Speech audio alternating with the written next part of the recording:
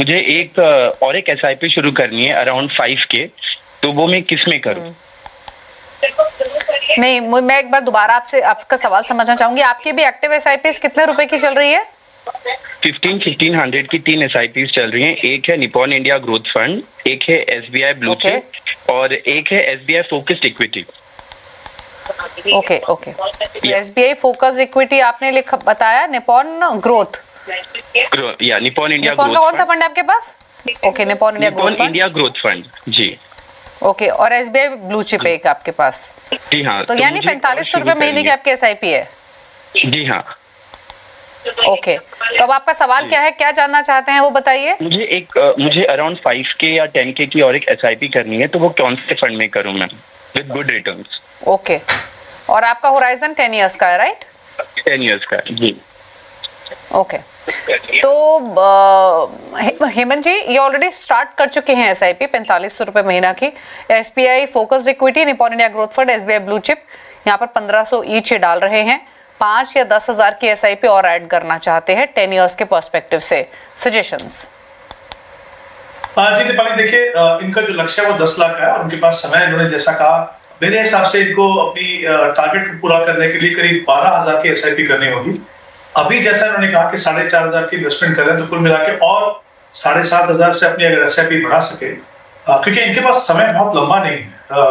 और दूसरी बात यह कि आप जब SIP से इन्वेस्ट करते हो तो इनका जो एवरेज होल्डिंग पीरियड होगा वो 2.5 साल का होगा।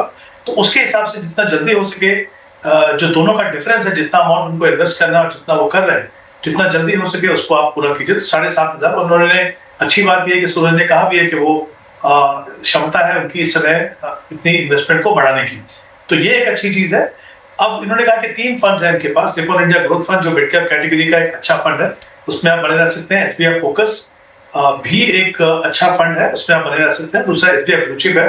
देखिए, ये बात सही है कि जब हम 5 साल के लिए निवेश करते हैं तो कहीं ना कहीं हमें ऐसा पोर्टफोलियो बनाना होगा, ये कंसिडर करते हुए कि इक्विटी जो है खुद से एक एग्रेसिव एसेट क्लास है, कि हमारा जो बायस है, यानी हमारी ज्यादा एलोकेशन जो है वो लार्ज कैप में हो। तो आई थिंक ये दोनों फंड SBI ब्लू चिप और SBI फोकस में है, बट मुझे लगता है कि बहुत ज्यादा पूरा इन्वेस्टमेंट लार्ज कैप में करना शायद ठीक नहीं है। हालांकि SBI फोकस में कुछ हिस्सा जो है वो मिड कैप में भी है। तो मेरा ये मानना है कि SBI में ही अगर उनको इन्वेस्ट करना है तो SBI large and mid cap ले लीजिए आप ब्लू चिप की जगह पे, तो वो आप कर दीजिए।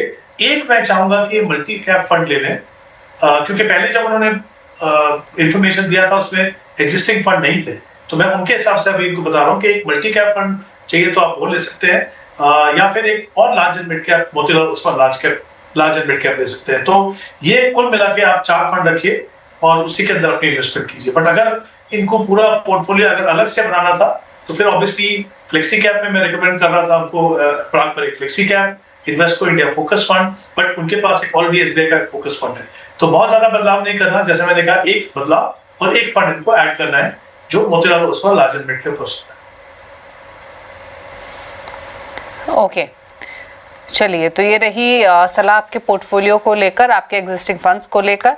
रही बात गोल जो आपका है 5 लाख का 10 इयर्स में, वो डेफिनेटली पूरा हो जाएगा। सिर्फ 12,000 के SIP से आप तो से ज़्यादा प्लान कर रहे हैं।